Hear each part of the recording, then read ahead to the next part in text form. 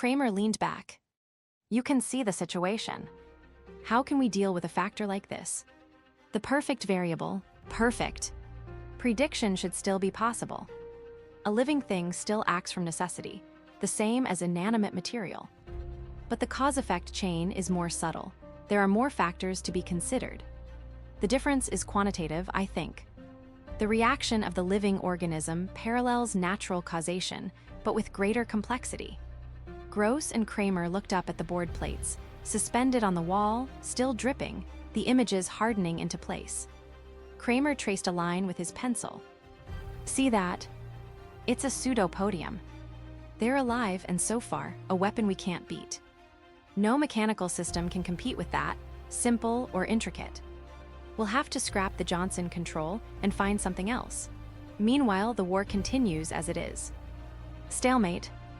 Checkmate. They can't get to us, and we can't get through their living minefield. Kramer nodded. It's a perfect defense for them. But there still might be one answer. What's that? Wait a minute. Kramer turned to his rocket expert, sitting with the charts and files. The heavy cruiser that returned this week. It didn't actually touch, did it? It came close, but there was no contact. Correct, the expert nodded. The mine was 20 miles off. The cruiser was in space drive, moving directly toward Proxima, line straight, using the Johnson control, of course. It had deflected a quarter of an hour earlier, for reasons unknown. Later, it resumed its course. That was when they got it. It shifted, Kramer said. But not enough. The mine was coming along after it, trailing it. It's the same old story, but I wonder about the contact. Here's our theory, the expert said. We keep looking for contact, a trigger in the pseudopodium. But more likely, we're witnessing a psychological phenomena, a decision without any physical correlative. We're watching for something that isn't there. The mine decides to blow up. It sees our ship approaches and then decides. Thanks, Kramer turned to Gross. Well, that confirms what I'm saying. How can a ship guided by automatic relays escape a mine that decides to explode? The whole theory of mine penetration is that you must avoid tripping the trigger. But here the trigger is a state of mind in a complicated, developed life form. The belt is 50,000 miles deep, Gross added. It solves another problem for them, repair and maintenance. The damn things reproduce, fill up the spaces by spawning into them. I wonder what they feed on. Probably the remains of our first line. The big cruisers must be a delicacy. It's a game of wits between a living creature and a ship piloted by automatic relays. The ship always loses. Kramer opened a folder. I'll tell you what I suggest. Go on, Gross said. I've already heard 10 solutions today. What's yours? Mine is very simple. These creatures are superior to any mechanical system, but only because they're alive. Almost any other life form could compete with them, any higher life form. If the Yucks can put out living mines to protect their planets, we ought to be able to harness some of our own life forms in a similar way. Let's make use of the same weapon ourselves. Which life form do you propose to use? I think the human brain is the most agile of known living forms. Do you know of any better?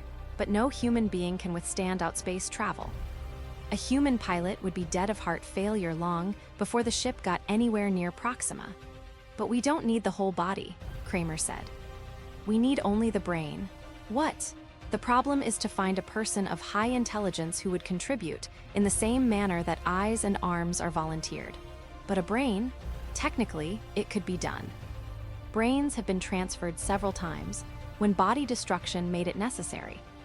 Of course, to a spaceship, to a heavy-out space cruiser instead of an artificial body, that's new. The room was silent. It's quite an idea, Gross said slowly. His heavy square face twisted. But even supposing it might work, the big question is whose brain? It was all very confusing, the reasons for the war, the nature of the enemy. The Yucconae had been contacted on one of the outlying planets of Proxima Centauri. At the approach of the Terran ship, a host of dark slim pencils had lifted abruptly and shot off into the distance. The first real encounter came between 3 of the Yuck pencils and a single exploration ship from Terra. No Terrans survived.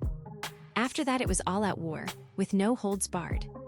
Both sides feverishly constructed defense rings around their systems. Of the two, the Yucconae belt was the better. The ring around Proxima was a living ring, superior to anything Terra could throw against it. The standard equipment by which Terran ships were guided in outspace, the Johnson control, was not adequate. Something more was needed. Automatic relays were not good enough. Not good at all, Kramer thought to himself, as he stood looking down the hillside at the work going on below him. A warm wind blew along the hill, rustling the weeds and grass. At the bottom, in the valley, the mechanics had almost finished. The last elements of the reflex system had been removed from the ship and crated up. All that was needed now was the new core, the new central key that would take the place of the mechanical system. A human brain, the brain of an intelligent, wary human being. But would the human being part with it? That was the problem. Kramer turned. Two people were approaching him along the road, a man and a woman. The man was gross, expressionless, heavyset, walking with dignity. The woman was, he stared in surprise and growing annoyance. It was Dolores, his wife. Since they'd separated, he had seen little of her. Kramer, Gross said. Look who I ran into. Come back down with us. We're going into town. Hello, Phil, Dolores said. Well, aren't you glad to see me? He nodded. How have you been? You're looking fine. She was still pretty and slender in her uniform, the blue-gray of internal security, gross, organization. Thanks, she smiled. You seem to be doing all right, too. Commander Gross tells me that you're responsible for this project, Operation Head, as they call it. Whose head have you decided on? That's the problem. Kramer lit a cigarette. This ship is to be equipped with a human brain instead of the Johnson system. We've constructed special draining baths for the brain, electronic relays to catch the impulses and magnify them. A continual feeding duct that supplies the living cells with everything they need. But we still haven't got the brain itself, Gross finished. They began to walk back toward the car. If we can get that, we'll be ready for the tests. Will the brain remain alive? Dolores asked. Is it actually going to live as part of the ship? It will be alive, but not conscious. Very little life is actually conscious. Animals, trees, insects are quick in their responses, but they aren't conscious. In this process of ours, the individual personality, the ego, will cease. We only need the responsibility, nothing more. Dolores shuddered. How terrible. In time of war, everything must be tried, Kramer said absently. If one life sacrificed will end the war, it's worth it. This ship might get through. A couple more like it, and there wouldn't be any more war. They got into the car. As they drove down the road, Gross said, Have you thought of anyone yet? Kramer shook his head. That's out of my line. What do you mean? I'm an engineer. It's not in my department, but all this was your idea. My work ends there. Gross was staring at him oddly. Kramer shifted uneasily. Then who is supposed to do it? Gross said. I can have my organization prepare examinations of various kinds to determine fitness, that kind of thing. Listen, Phil, Dolores said suddenly. What? She turned toward him. I have an idea. Do you remember that professor we had in college? Michael Thomas, Kramer nodded. I wonder if he's still alive. Dolores frowned. If he is, he must be awfully old. Why Dolores? Gross asked.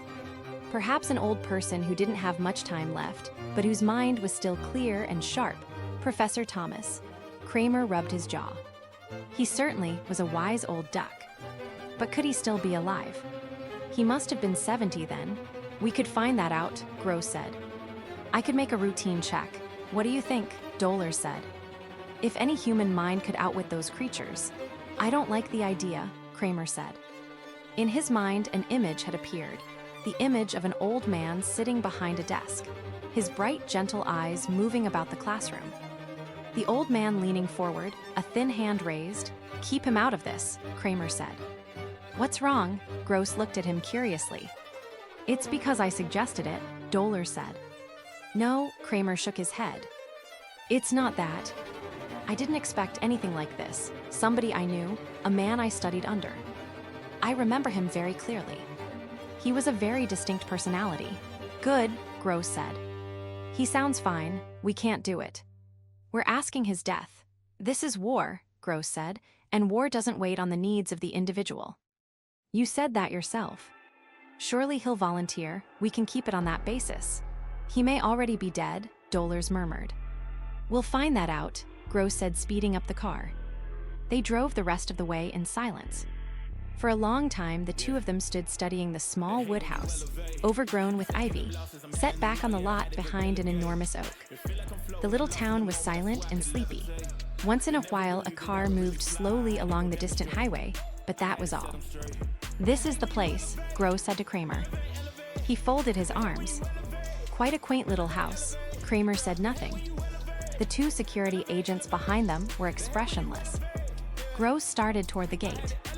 Let's go. According to the check, he's still alive, but very sick. His mind is agile, however. That seems to be certain. It said he doesn't leave the house. A woman takes care of his needs. He's very frail. They went down the stone walk and up onto the porch. Gross rang the bell. They waited. After a time, they heard slow footsteps. The door opened. An elderly woman in a shapeless wrapper studied them impassively. Security, Gross said, showing his card. We wish to see Professor Thomas. Why? Government business. He glanced at Kramer. Kramer stepped forward. I was a pupil of the professor's, he said. I'm sure he won't mind seeing us. The woman hesitated uncertainly. Gross stepped into the doorway. All right, Mother. This is wartime. We can't stand out here. The two security agents followed him, and Kramer came reluctantly behind, closing the door. Gross stalked down the hall until he came to an open door. He stopped, looking in. Kramer could see the white corner of a bed, a wooden post, and the edge of a dresser. He joined Gross. In the dark room, a withered old man lay, propped up on endless pillows. At first it seemed as if he were asleep. There was no motion or sign of life. But after a time, Kramer saw with a faint shock that the old man was watching them intently, his eyes fixed on them, unmoving, unwinking. Professor Thomas, Gross said.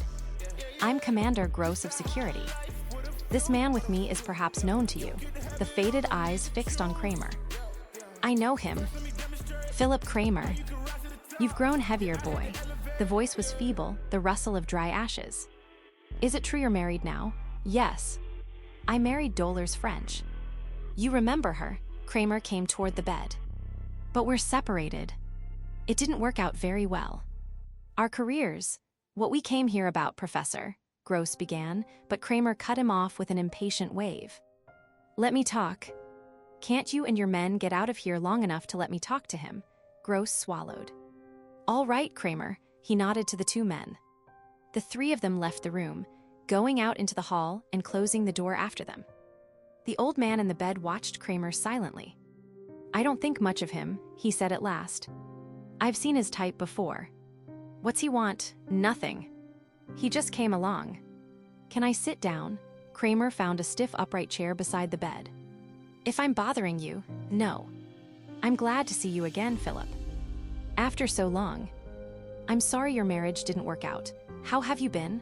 I've been very ill. I'm afraid that my moment on the world stage has almost ended. The ancient eyes studied the younger man reflectively. You look as if you have been doing well. Like everyone else I thought highly of. You've gone to the top in this society. Kramer smiled. Then he became serious. Professor, there's a project we're working on that I want to talk to you about. It's the first ray of hope we've had in this whole war.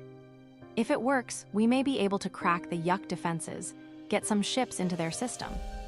If we can do that, the war might be brought to an end. Go on. Tell me about it if you wish. It's a long shot, this project. It may not work at all, but we have to give it a try. It's obvious that you came here because of it, Professor Thomas murmured. I'm becoming curious. Go on. After Kramer finished, the old man lay back in the bed without speaking. At last he sighed. I understand. A human mind taken out of a human body. He sat up a little, looking at Kramer. I suppose you're thinking of me. Kramer said nothing. Before I make my decision, I want to see the papers on this, the theory and outline of construction. I'm not sure I like it, for reasons of my own, I mean. But I want to look at the material. If you'll do that, certainly. Kramer stood up and went to the door. Gross and the two security agents were standing outside, waiting tensely. Gross, come inside. They filed into the room. Give the professor the papers, Kramer said. He wants to study them before deciding. Gross brought the file out of his coat pocket, a manila envelope.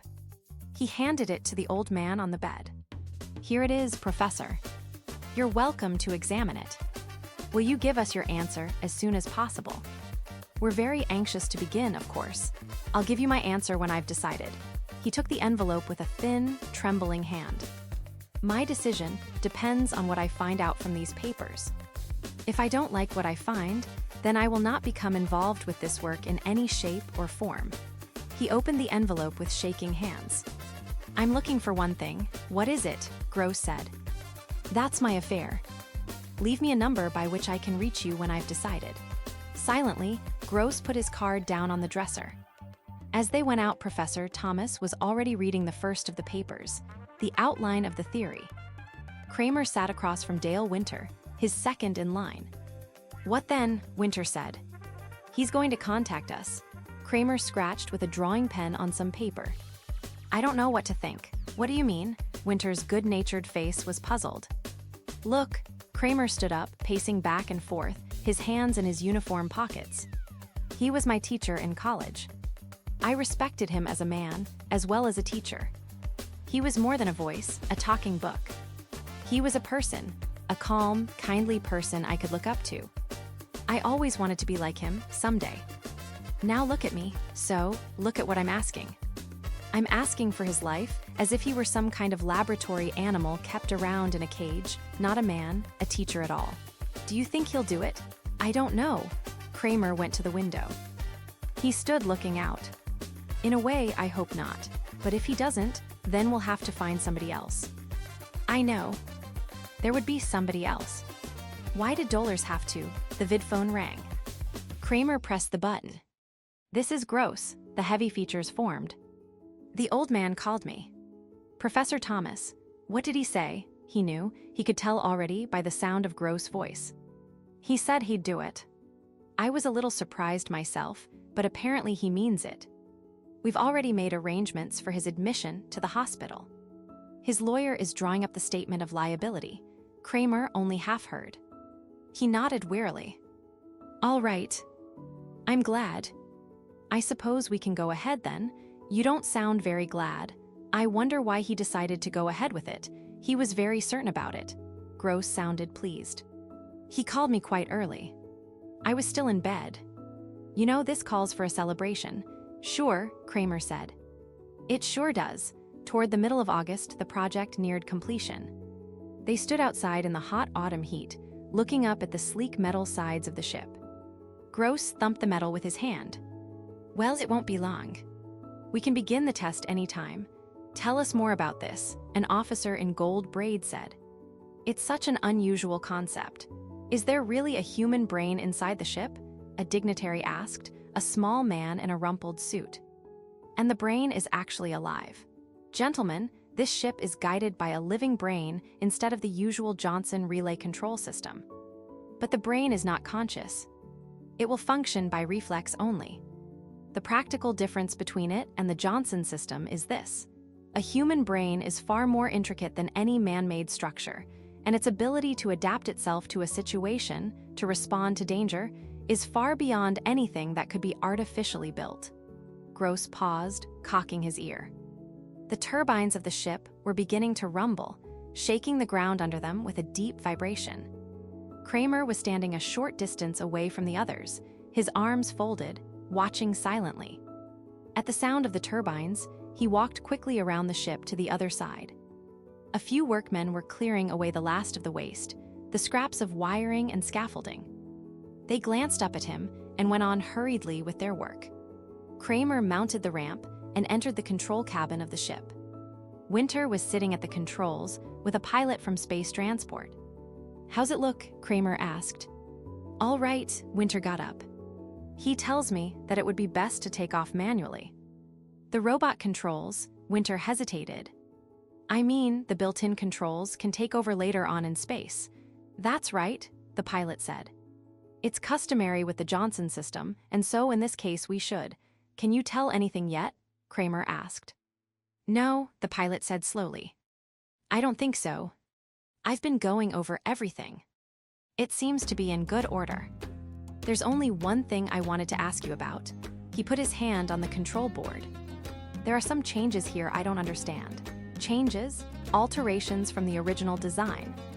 I wonder what the purpose is. Kramer took a set of the plans from his coat. Let me look. He turned the pages over. The pilot watched carefully over his shoulder. The changes aren't indicated on your copy, the pilot said. I wonder, he stopped. Commander Gross had entered the control cabin. Gross, who authorized alterations, Kramer said.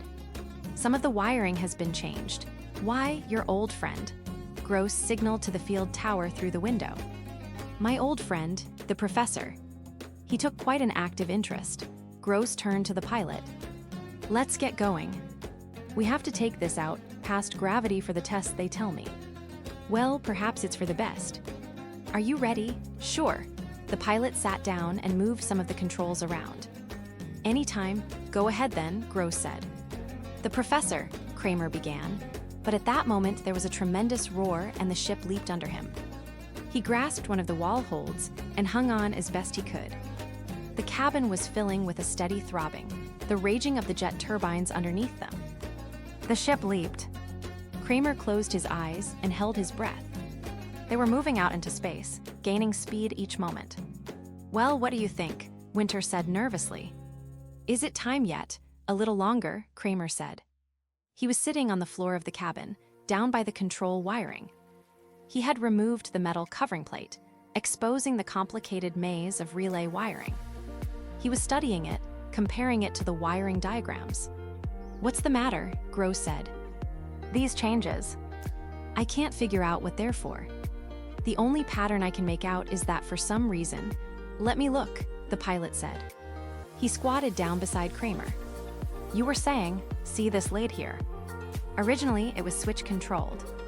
It closed and opened automatically, according to temperature change. Now it's wired so that the central control system operates it. The same with the others. A lot of this was still mechanical, worked by pressure, temperature, stress. Now it's under the central master. The brain, Gross said. You mean it's been altered so that the brain manipulates it? Kramer nodded. Maybe Professor Thomas felt that no mechanical relays could be trusted. Maybe he thought that things would be happening too fast. But some of these could close in a split second. The brake rockets could go on as quickly as, hey, Winter said from the control seat. We're getting near the moon stations. What'll I do? They looked out the port. The corroded surface of the moon gleamed up at them, a corrupt and sickening sight. They were moving swiftly toward it. I'll take it, the pilot said. He eased Winter out of the way and strapped himself in place. The ship began to move away from the moon as he manipulated the controls. Down below them, they could see the observation stations dotting the surface, and the tiny squares that were the openings of the underground factories and hangars. A red blinker winked up at them, and the pilot's fingers moved on the board in answer. We're past the moon, the pilot said after a time. The moon had fallen behind them. The ship was heading into outer space. Well, we can go ahead with it. Kramer did not answer. Mr. Kramer, we can go ahead anytime. Kramer started. Sorry. I was thinking. All right, thanks. He frowned deep in thought. What is it? Gross asked. The wiring changes. Did you understand the reason for them when you gave the okay to the workmen? Gross flushed. You know, I know nothing about technical material. I'm in security. Then you should have consulted me. What does it matter? Gross grinned wryly. We're going to have to start putting our faith in the old man sooner or later. The pilot stepped back from the board. His face was pale and set. Well, it's done, he said. That's it, what's done, Kramer said. We're on automatic. The brain. I turned the board over to it, to him I mean. The old man. The pilot lit a cigarette and puffed nervously. Let's keep our fingers crossed. The ship was coasting evenly in the hands of its invisible pilot. Far down inside the ship, carefully armored and protected, A soft human brain lay in a tank of liquid, 1,000-minute electric charges playing over its surface. As the charges rose, they were picked up and amplified, fed into relay systems, advanced, carried on through the entire ship. Gross wiped his forehead nervously. So he is running it now. I hope he knows what he's doing. Kramer nodded enigmatically. I think he does. What do you mean? Nothing. Kramer walked to the port. I see we're still moving in a straight line. He picked up the microphone. We can instruct the brain orally through this. He blew against the microphone experimentally. Go on, Winter said. Bring the ship around half right, Kramer said. Decrease speed. They waited. Time passed. Gross looked at Kramer. No change. Nothing. Wait. Slowly, the ship was beginning to turn. The turbines missed, reducing their steady beat. The ship was taking up its new course, adjusting itself. Nearby, some space debris rushed past, incinerating in the blasts of the turbine jets. So far, so good, Gross said. They began to breathe more easily. The invisible pilot had taken control smoothly, calmly. The ship was in good hands. Kramer spoke a few more words into the microphone, and they swung again. Now they were moving back the way they had come, toward the moon. Let's see what he does when we enter the moon's pull, Kramer said. He was a good mathematician, the old man. He could handle any kind of problem. The ship veered, turning away from the moon. The great eaten-away globe fell behind them. Gross breathed a sigh of relief. That's that. One more thing. Kramer picked up the microphone. Return to the moon and land the ship at the first space field, he said into it. Good Lord, Winter murmured. Why are you? Be quiet. Kramer stood, listening. The turbines gasped and roared as the ship swung full around, gaining speed. They were moving back toward the moon again. The ship dipped down, heading toward the great globe below. We're going a little fast, the pilot said. I don't see how he can put down at this velocity. The port filled up as the globe swelled rapidly. The pilot hurried toward the board, reaching for the controls. All at once the ship jerked. The nose lifted and the ship shot out into space, away from the moon, turning at an oblique angle. The men were thrown to the floor by the sudden change in course. They got to their feet again, speechless, staring at each other. The pilot gazed down at the board. It wasn't me. I didn't touch a thing. I didn't even get to it. The ship was gaining speed each moment. Kramer hesitated. Maybe you better switch it back to manual. The pilot closed the switch. He took hold of the steering controls and moved them experimentally. Nothing, he turned around. Nothing. It doesn't respond. No one spoke. You can see what has happened, Kramer said calmly. The old man won't let go of it, now that he has it. I was afraid of this when I saw the wiring changes. Everything in this ship is centrally controlled, even the cooling system, the hatches, the garbage release. We're helpless. Nonsense, Gross strode to the board. He took hold of the wheel and turned it. The ship continued on its course, moving away from the moon, leaving it behind. Release, Kramer said into the microphone. Let go of the controls. We'll take it back. Release, no good, the pilot said. Nothing, he spun the useless wheel. It's dead, completely dead. And we're still heading out, Winter said, grinning foolishly. We'll be going through the first-line defense belt in a few minutes. If they don't shoot us down, we better radio back. The pilot clicked the radio to send. I'll contact the main bases, one of the observation stations. Better get the defense belt at the speed we're going. We'll be into it in a minute. And after that, Kramer said, we'll be in outer space. He's moving us toward outspace velocity. Is this ship equipped with baths? Baths, Gross said. The sleep tanks. For space drive.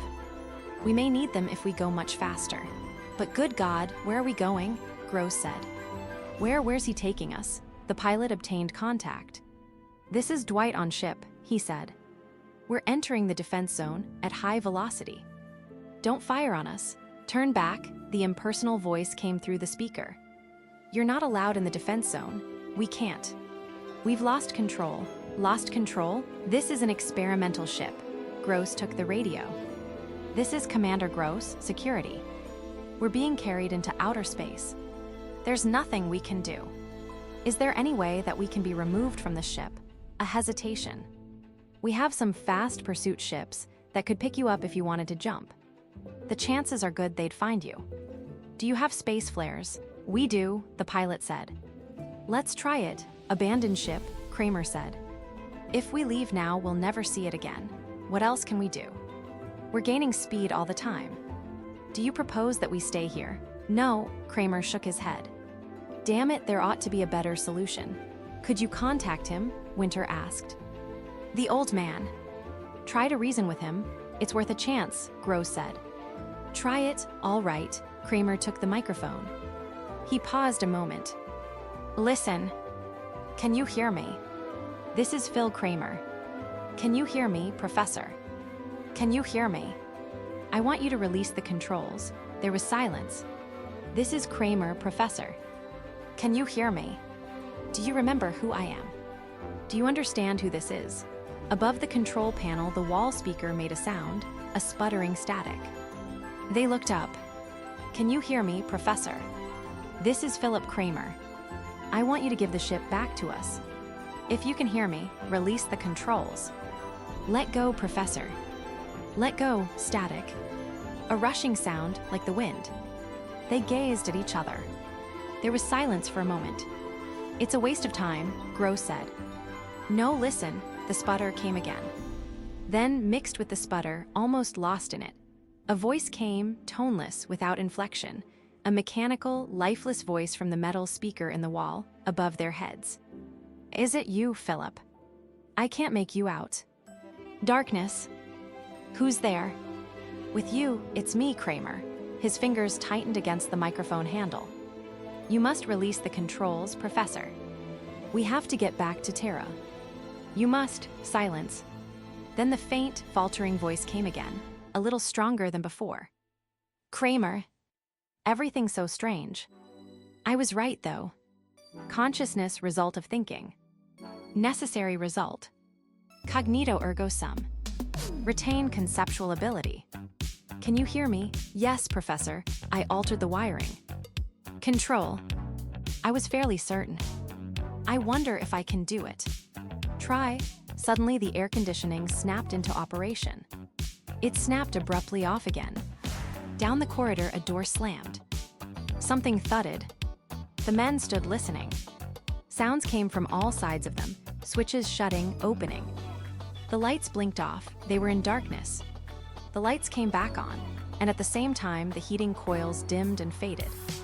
Good God, Winter said. Water poured down on them, the emergency firefighting system. There was a screaming rush of air. One of the escape hatches had slid back, and the air was roaring frantically out into space.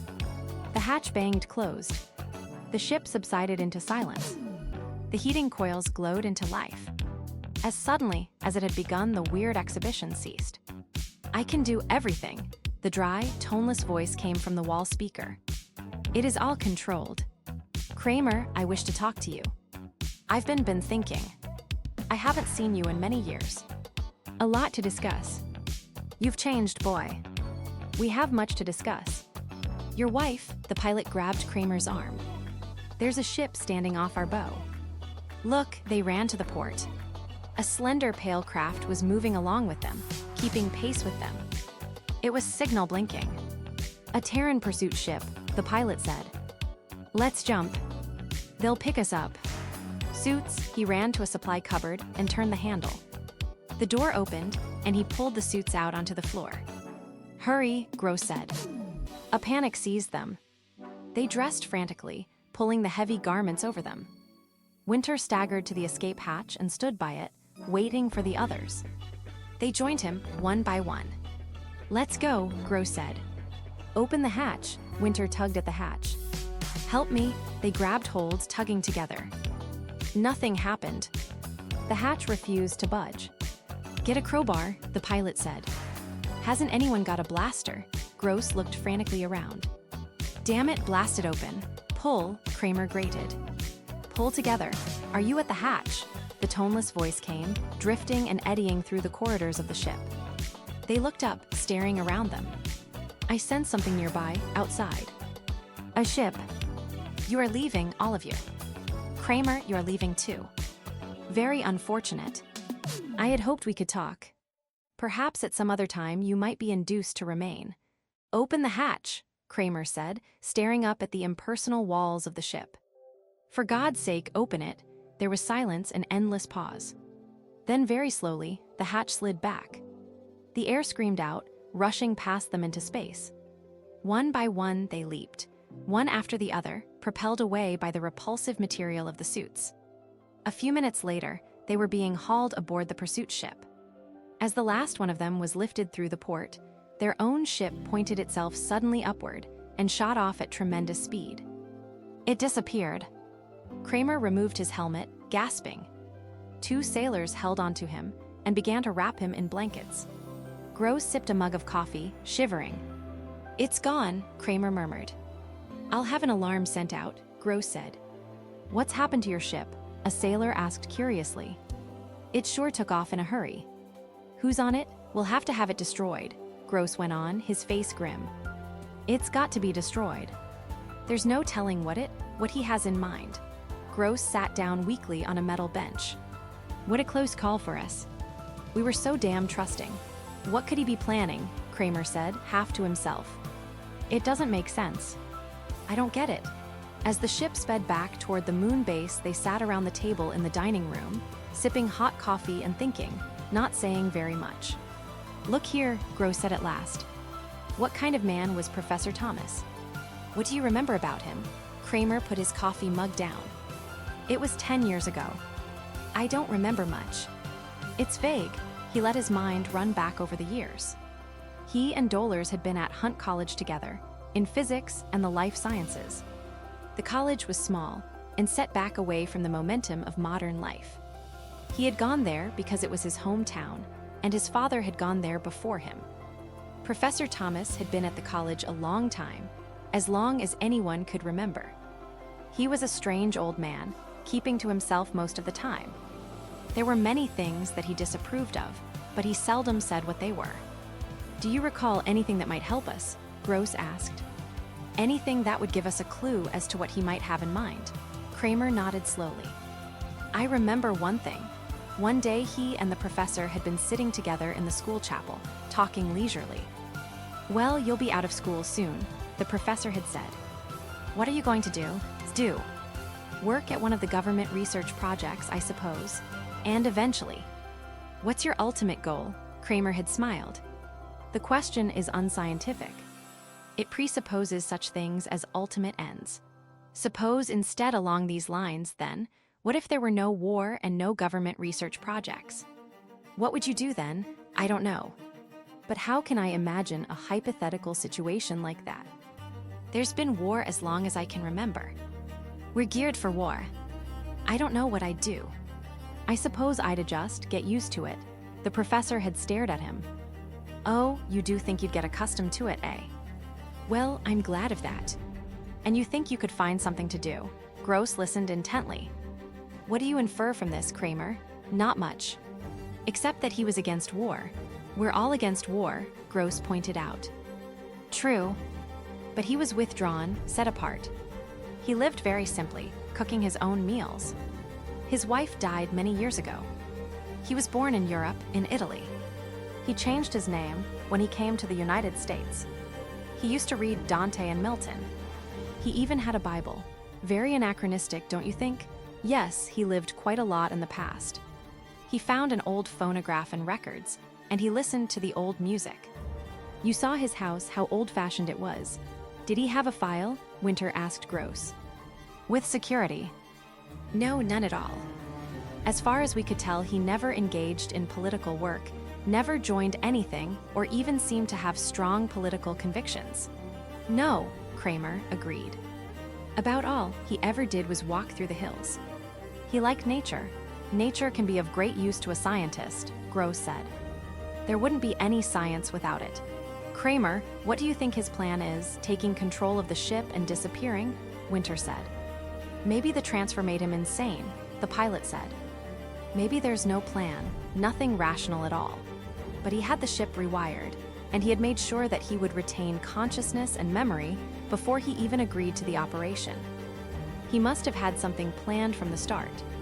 But what? Perhaps he just wanted to stay alive longer, Kramer said. He was old and about to die. Or what? Nothing, Kramer stood up. I think as soon as we get to the moon base, I'll make a vid call to Earth. I want to talk to somebody about this. Who's that? Gross asked. Dolores. Maybe she remembers something. That's a good idea, Gross said. Where are you calling from? Dolores asked when he succeeded in reaching her. From the moon base. All kinds of rumors are running around. Why didn't the ship come back? What happened? I'm afraid he ran off with it. He, the old man. Professor Thomas, Kramer explained what had happened. Dolores listened intently. How strange. And you think he planned it all in advance from the start? I'm certain. He asked for the plans of construction and the theoretical diagrams at once. But why? What for? I don't know.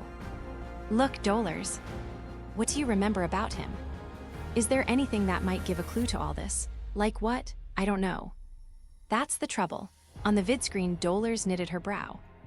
I remember he raised chickens in his backyard, and once he had a goat. She smiled. Do you remember the day the goat got loose and wandered down the main street of town? Nobody could figure out where it came from. Anything else? No. He watched her struggling, trying to remember. He wanted to have a farm sometime, I know. All right. Thanks, Kramer touched the switch. When I get back to Terra, maybe I'll stop and see you.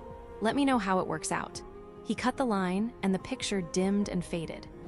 He walked slowly back to where Gross and some officers of the military were sitting at a chart table, talking. Any luck? Gross said, looking up. No. All she remembers is that he kept a goat. Come over and look at this detailed chart. Gross motioned him around to his side. Watch. Kramer saw the record tabs moving furiously, the little white dots racing back and forth. What's happening? He asked. A squadron outside, the defense zone, has finally managed to contact the ship. They're maneuvering now for position. Watch.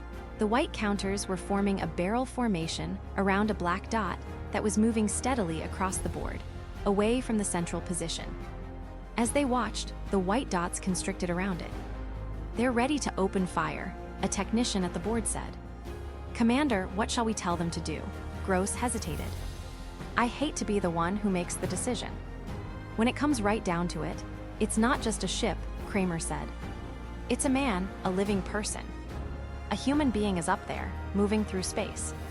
I wish we knew what, but the order has to be given. We can't take any chances. Suppose he went over to them, to the yucks. Kramer's jaw dropped. My God, he wouldn't do that. Are you sure? Do you know what he'll do? He wouldn't do that. Gross turned to the technician. Tell them to go ahead. I'm sorry, sir, but now the ship has gotten away. Look down at the board. Gross stared down, Kramer over his shoulder. The black dot had slipped through the white dots and had moved off at an abrupt angle. The white dots were broken up, dispersing in confusion.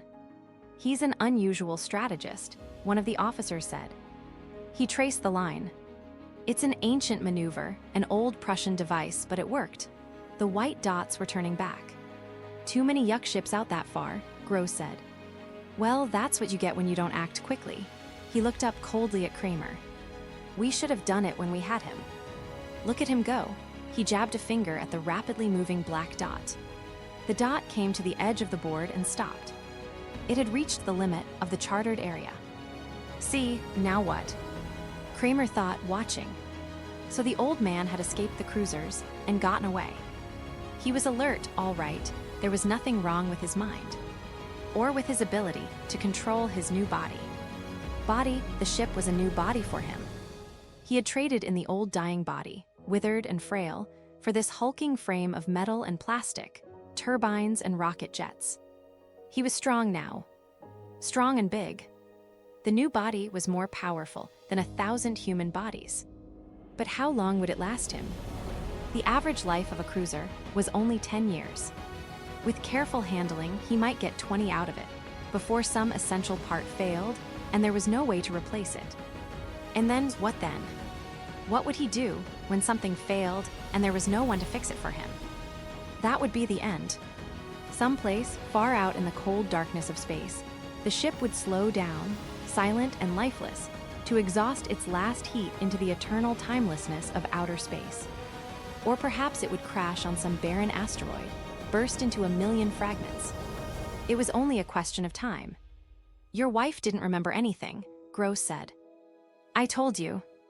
"Only that he kept a goat once. A hell of a lot of help, that is," Kramer shrugged. "It's not my fault. I wonder if we'll ever see him again." Gross stared down at the indicator dot, still hanging at the edge of the board.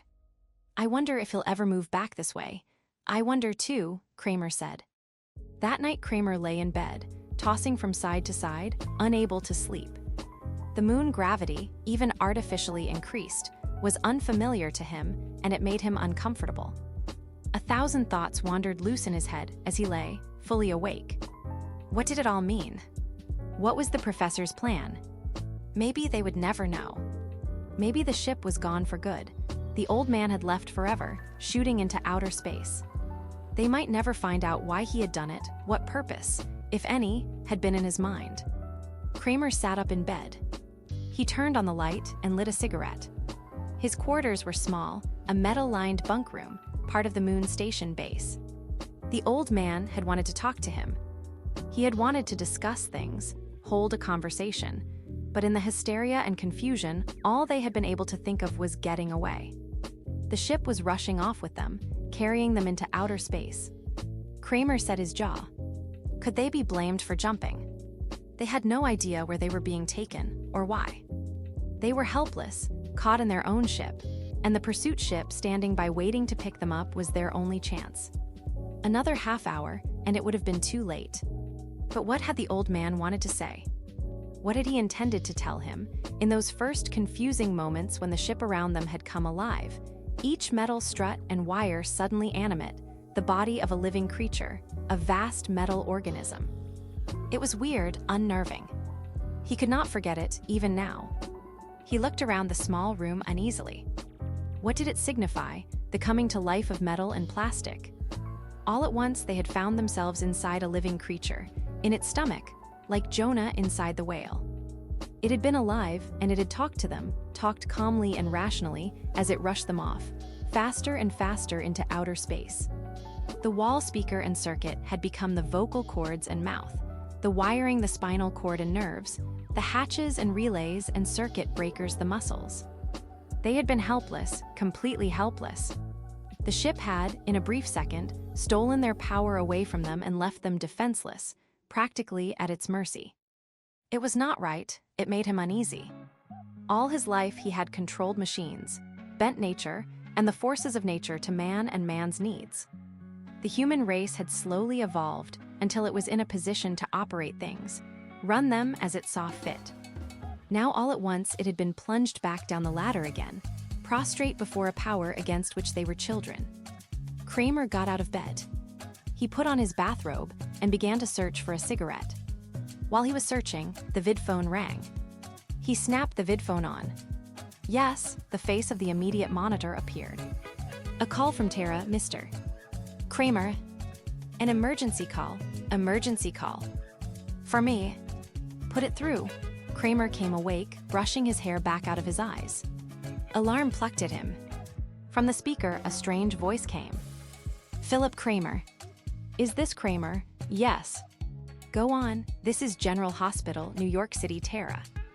Mr. Kramer, your wife is here. She has been critically injured in an accident. Your name was given to us to call. Is it possible for you to? How badly? Kramer gripped the vidphone stand.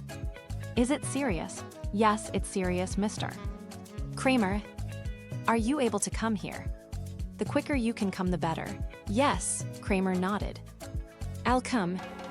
Thanks. The screen died as the connection was broken. Kramer waited a moment. Then he tapped the button. The screen relit again. Yes, sir, the monitor said. Can I get a ship to Terra at once? It's an emergency. My wife, there's no ship leaving the moon for 8 hours. You'll have to wait until the next period. Isn't there anything I can do? We can broadcast a general request to all ships passing through this area. Sometimes cruisers pass by here returning to Terra for repairs. Will you broadcast that for me? I'll come down to the field, Yes, sir. But there may be no ship in the area for a while. It's a gamble. The screen died. Kramer dressed quickly. He put on his coat and hurried to the lift. A moment later, he was running across the general receiving lobby, past the rows of vacant desks and conference tables. At the door, the sentries stepped aside, and he went outside, onto the great concrete steps. The face of the moon was in shadow. Below him, the field stretched out in total darkness, a black void, endless without form. He made his way carefully down the steps and along the ramp along the side of the field to the control tower.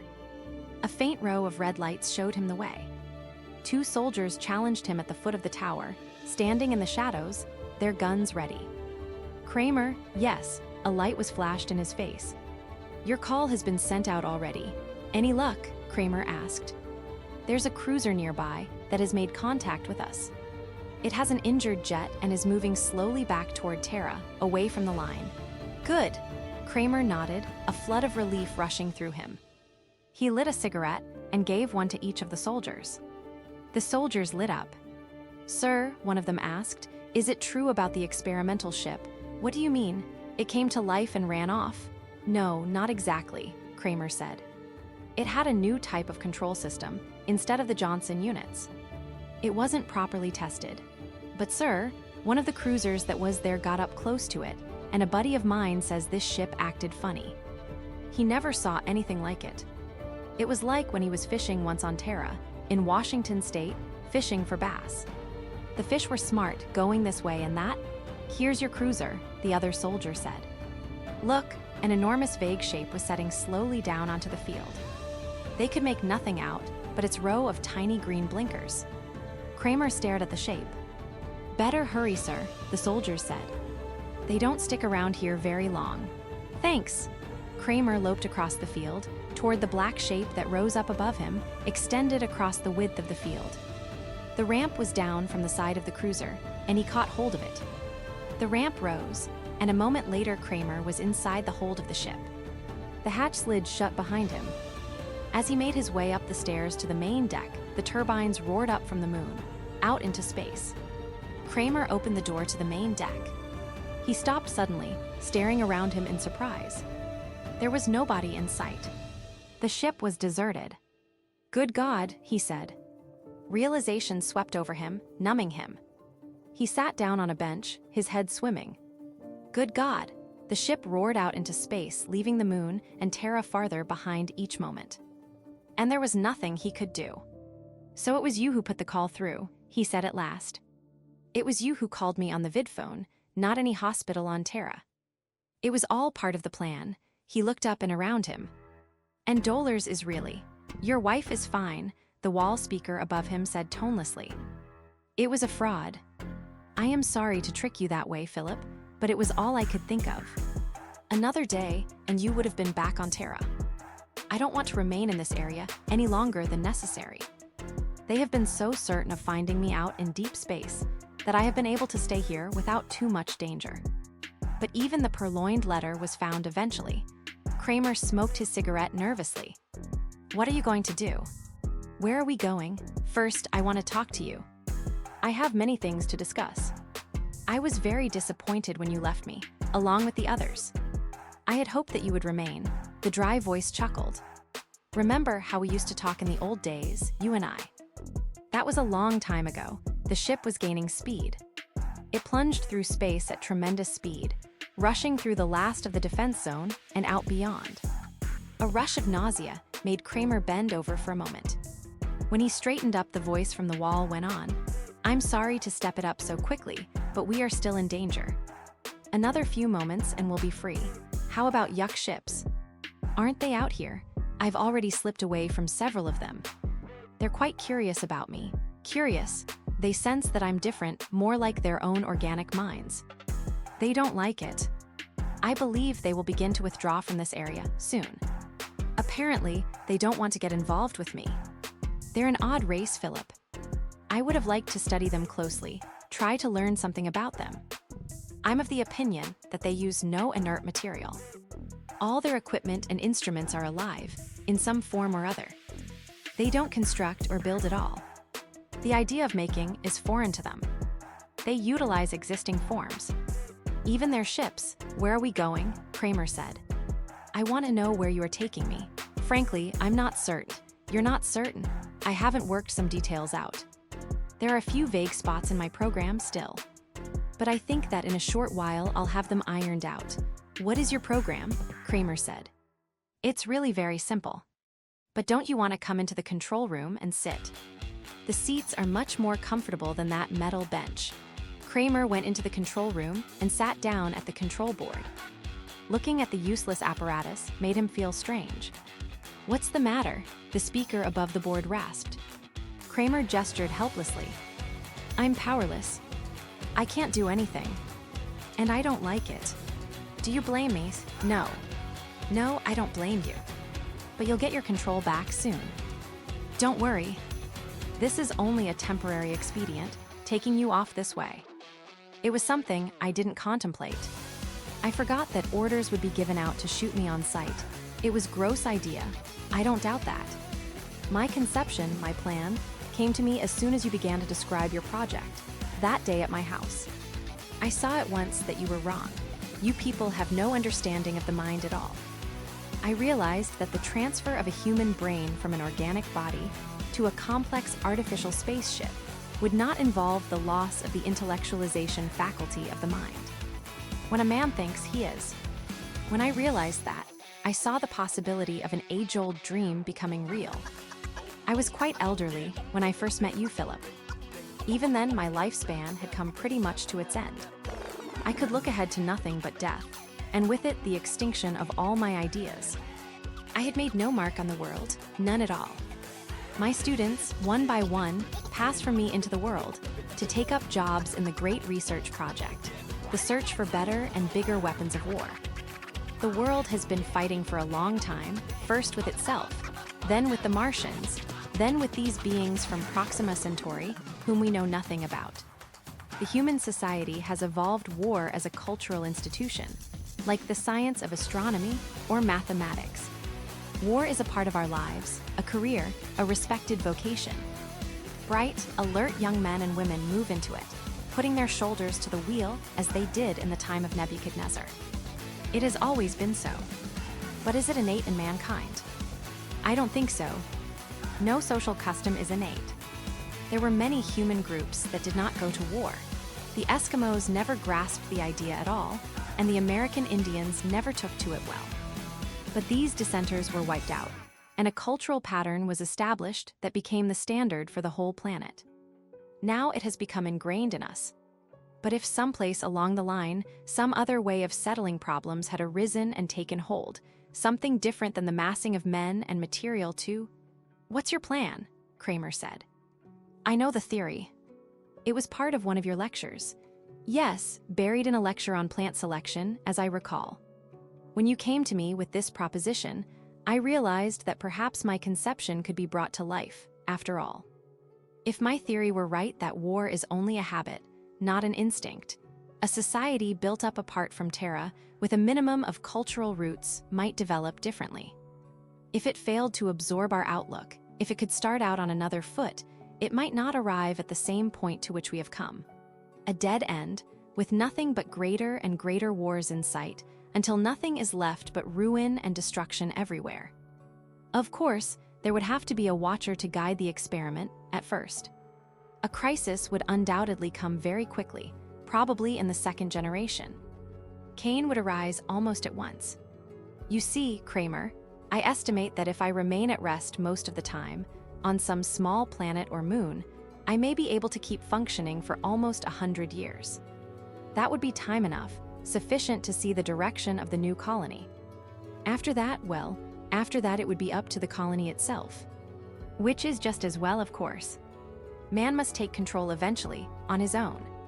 100 years, and after that they will have control of their own destiny. Perhaps I am wrong, perhaps war is more than a habit. Perhaps it is a law of the universe, that things can only survive as groups by group violence.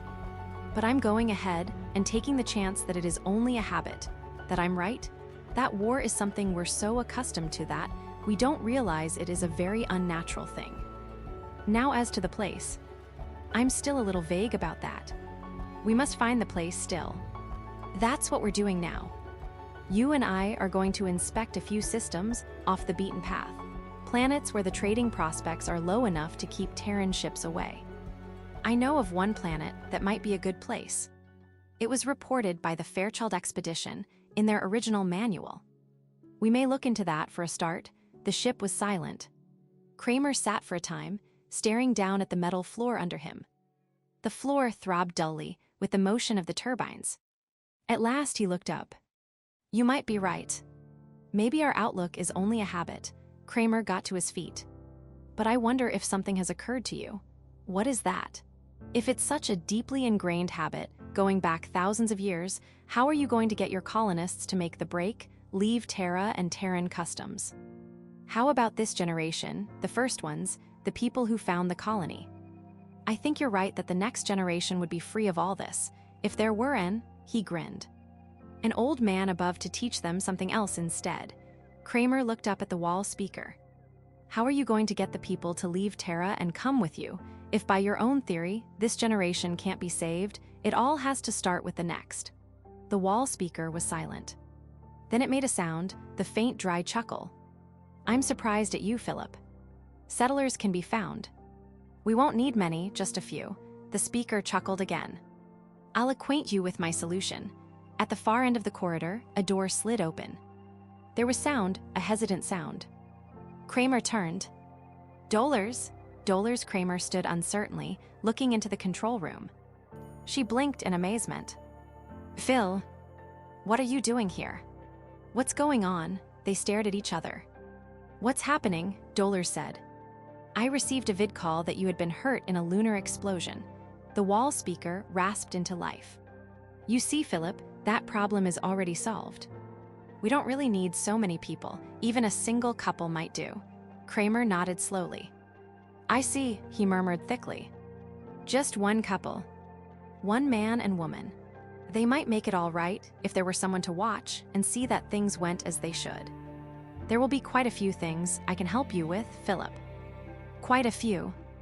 We'll get along very well, I think. Kramer grinned wryly. You could even help us name the animals, he said.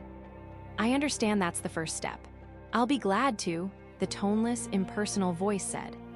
As I recall, my part will be to bring them to you, one by one. Then you can do the actual naming. I don't understand, Dolores faltered. What does he mean, Phil? Naming animals. What kind of animals? Where are we going? Kramer walked slowly over to the port and stood staring silently out, his arms folded. Beyond the ship, a myriad fragments of light gleamed, countless coals glowing in the dark void. Stars, suns, systems. Endless without number. A universe of worlds. An infinity of planets, waiting for them, gleaming and winking from the darkness. He turned back, away from the port. Where are we going? He smiled at his wife, standing nervous and frightened, her large eyes full of alarm. I don't know where we are going, he said. But somehow that doesn't seem too important right now. I'm beginning to see the professor's point. It's the result that counts. And for the first time in many months, he put his arm around Dolores. At first she stiffened, the fright and nervousness still in her eyes. But then suddenly, she relaxed against him, and there were tears wetting her cheeks. Phil, do you really think we can start over again, you and I? He kissed her tenderly, then passionately. And the spaceship shot swiftly through the endless, trackless eternity of the